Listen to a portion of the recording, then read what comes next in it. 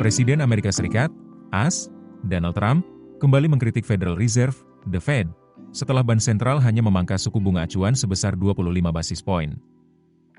The Fed memang memangkas suku bunganya sebesar 25 BPS ke level 3,5375% dan diumumkan pada Rabu waktu AS atau Kamis dini hari waktu Indonesia, 11 Desember 2025, setelah menggelar pertemuan Federal Open Market Committee, FOMC, selama 2 hari.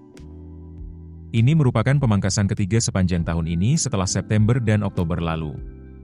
Suku bunga saat ini adalah yang terendah sejak September 2022 atau lebih dari 3 tahun terakhir. Mengutip CNBC, Trump menilai pemangkasan suku bunga seharusnya bisa lebih tinggi atau 2 kali lipat untuk mendorong pertumbuhan ekonomi Paman Sam. Bahkan Trump, yang sejak lama menekan The Fed agar lebih agresif menurunkan suku bunga, menyebut ketua The Fed Jerome Powell sebagai sosok yang kaku dan menilai langkah pemangkasan kali ini terlalu kecil. Dalam pertemuan dengan para CEO di Gedung Putih, Trump mengungkapkan rencananya mewawancarai mantan gubernur The Fed Kevin Warsh. Warsh bersama Direktur Dewan Ekonomi Nasional Kevin Hassett disebut sebagai kandidat kuat pengganti Powell saat masa jabatannya berakhir pada Mei. Saya mencari seseorang yang jujur dalam menentukan suku bunga. Suku bunga kita seharusnya jauh lebih rendah, ujar Trump. Powell sendiri telah menjadi sasaran kritik Trump, yang menilai Bank Sentral terlalu lambat mengambil langkah pelonggaran selama tahun pertama masa jabatan keduanya. Trump juga mengeluhkan apa yang ia nilai sebagai kecenderungan menaikkan suku bunga ketika ekonomi menunjukkan hasil positif. Komentar Trump muncul tak lama setelah The Fed mengumumkan pemangkasan suku bunga 25 basis poin, pemotongan ketiga sepanjang tahun ini.